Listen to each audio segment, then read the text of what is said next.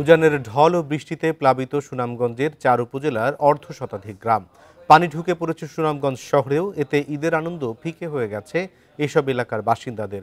অন্যদিকে ঈদের দিন সকালে আকস্মিক জলাবদ্ধতার কবলে পড়ে সিলেট। রাতভর বৃষ্টিতে ভোর থেকে পানি উঠতে শুরু করে নগরীর বিভিন্ন এলাকায়। এসব বিষয় নিয়ে আলোচনা করতে আমাদের সঙ্গে যোগ দিচ্ছেন বন্যা পূর্বাভাস ও সতর্কীকরণ কেন্দ্রের উপবিভাগীয় প্রকৌশলী পার্থপ্রতিম বড়ুয়া। জনাব পার্থপ্রতিম বড়ুয়া, আপনাকে স্বাগত জানাচ্ছি।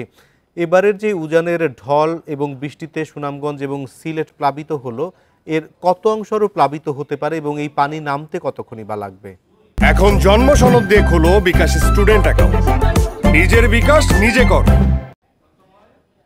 জি, বিগত কিছুদিনের যে বৃষ্টিপাত হয়েছে দেশের ভিতর এবং উজানের মেঘালয়, তার ফলে আমাদের দেশের সিলেট এবং সুনামগঞ্জ জেলার তিনটি স্থানে, তিনটি পয়েন্টে সুরমা এবং সারিগোয়াই নদী বিপদসীমার উপরে যেয়েছে এবং বিপদসীমার উপরে অবস্থান করছে।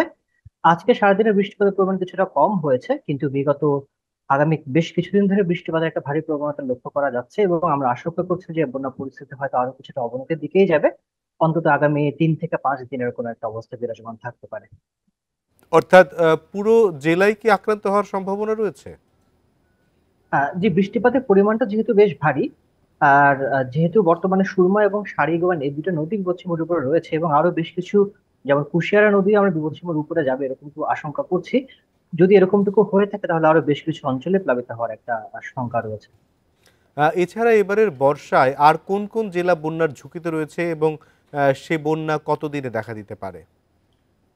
এছাড়াও আমরা উত্তরাঞ্চল, যে তিস্তা, ধরলা এবং দুধকুমার যে অববাহিকাটা রয়েছে, সে অববাহিকাতেও আমরা একটা ভারী বৃষ্টিপাতের পূর্বাভাস পেয়েছি এবং যার ফলে হয়তো তিস্তা এবং দুধকুমার নদীতে একটা বন্যা পরিস্থিতি দেখা দিতে পারে আগামী আহ 2 বা 3 দিনের মধ্যে, আশঙ্কা করা যাচ্ছে।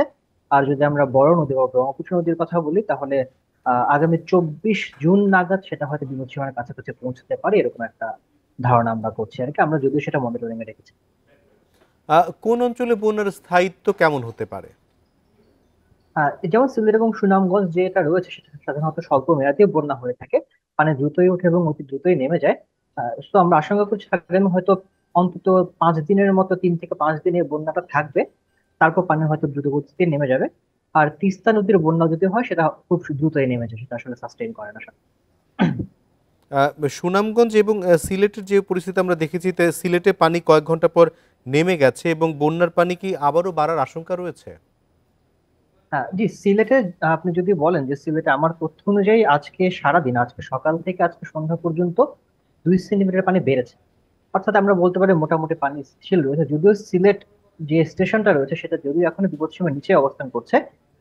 কানাইঘাট, সুনামগঞ্জ এবং সারিগোয়ান এই তিনটে স্টেশন বিপদসীমার উপর অবস্থান করছে। অর্থাৎ সিলেট শহরের যে সিলেট স্টেশন সেটা বিপদসীমার নিচেই রয়েছে, কিন্তু সিলেট অঞ্চলের যে, সিলেট শহরের যে বন্যাটা তৈরি হয়েছে সেটা আসলে জলাবদ্ধতা বা শহরে বন্যা যেরকম বলে। বৃষ্টি বেশি হলে মধ্যাঞ্চলে বন্যার প্রাদুর্ভাব দেখা দিতে কি পারে? আমরা এখনো সেরকম কোনো আশঙ্কা করছি না, মধ্য অঞ্চলের বন্যা ঝুঁকির আশঙ্কা এই মুহূর্তে আমরা দেখতে পাচ্ছি।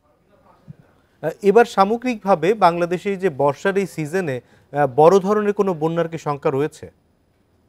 জি, আসলে বর্ষা আসলে তো বন্যা হবে, এটা আমাদের জন্য খুবই স্বাভাবিক। আর বড় ধরনের বন্যা বলতে আমরা যে সাধারণ বন্যাগুলো আমরা সাধারণত প্রতি বছর দেখে থাকি সেরকম বন্যা আমরা আশঙ্কা করছি, কিন্তু বড় ধরনের বন্যার কোনো পূর্বাভাস আমাদের কাছে এই মুহূর্তে নেই। আর তো আমরা আশঙ্কা করছি একটা স্বাভাবিক বন্যা বছরে এবার হয়তো যেতে পারে। অর্থাৎ মানে সেরকম বড় আকারের কোনো বন্যা নেই, যেটি স্বাভাবিক প্রতি বছরই হয় বিভিন্ন জায়গায় ছোট বর্ষাকালে যে বন্যা, সেই রকম বন্যা। অর্থাৎ অস্বাভাবিক বা অত্যন্ত ঝুঁকিপূর্ণ বন্যার এবার সম্ভাবনা নেই।